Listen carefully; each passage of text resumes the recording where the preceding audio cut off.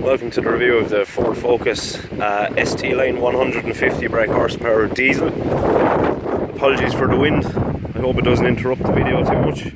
Just a quick look outside the car. It's fitted with approximately 18-inch alloy wheels, a more aggressive bumper, black honeycomb grille, has LED daytime run lights, and it's presented in deep impact blue. This is an estate version, so that's the big boot, the big back. There's actually a lot of room in it there. I'll just pop it open. So yeah, it's a good size boot. It has this nice cover as well that you can move out of the way.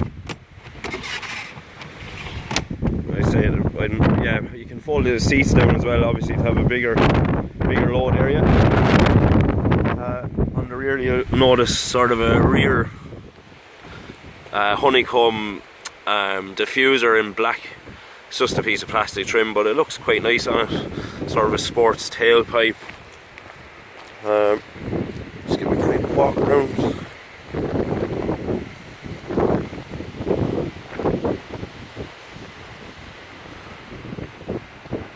Yeah, it looks pretty nice, pretty aggressive looking. And then you just have the ST line badging.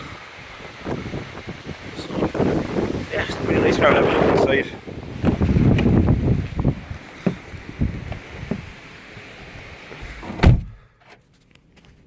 So this is the interior. Let me just move these things off the seat. So it has sort of semi-bucket seats with red stitching on them. Very comfortable actually. They're manual, they're not electric or anything. Then you have like so I think this car has an optional extra of Ford's infotainment system called Sync 3. Works pretty well actually. You know, it pairs up with the phone. It reads messages to you if you get a message when you're driving. It has apps on it as well, so if you have Spotify on your phone you can just bring it up on the screen here. Also has this chrome gear trim. To show you so sort of chrome pedals as well. Leather wrap steering wheel. I'm not sure if them blue dials are standard or not. I actually haven't ever driven a standard one, so they look quite nice though. They're a nice, well, sort of greeny blue. And then it has push button start, so press the clutch in, hit the Ford symbol, and the dashboard is quite nice actually. It's nice and soft materials. So yeah, it's a nice place to be, definitely. The car's a bit noisy on the road at motorway speeds with the wide tyres, but other than that, you can just turn up the radio. But other than that, it's a very capable car. We did 700 or 800 kilometers on it, in it this week, and yeah, I enjoyed it. The suspension is really good.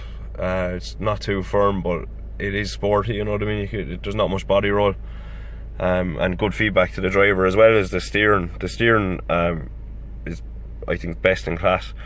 I normally drive a Golf myself, and I think this is a step above it. Just really good feedback to the driver. You just point it and it'll go there without any fuss or anything. Optional extras on the car are power folding mirrors.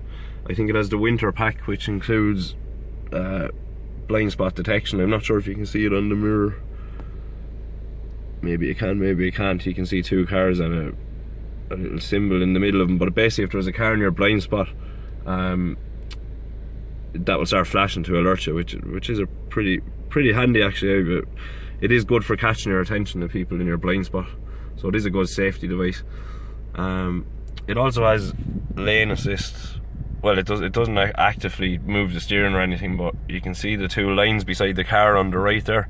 So when you're on a road with, you know, good road markings, the cameras, which are up here in the front of the car, they read the road signs basically, and if you veer without indicating over the left or right lane, the steering wheel vibrates to alert you.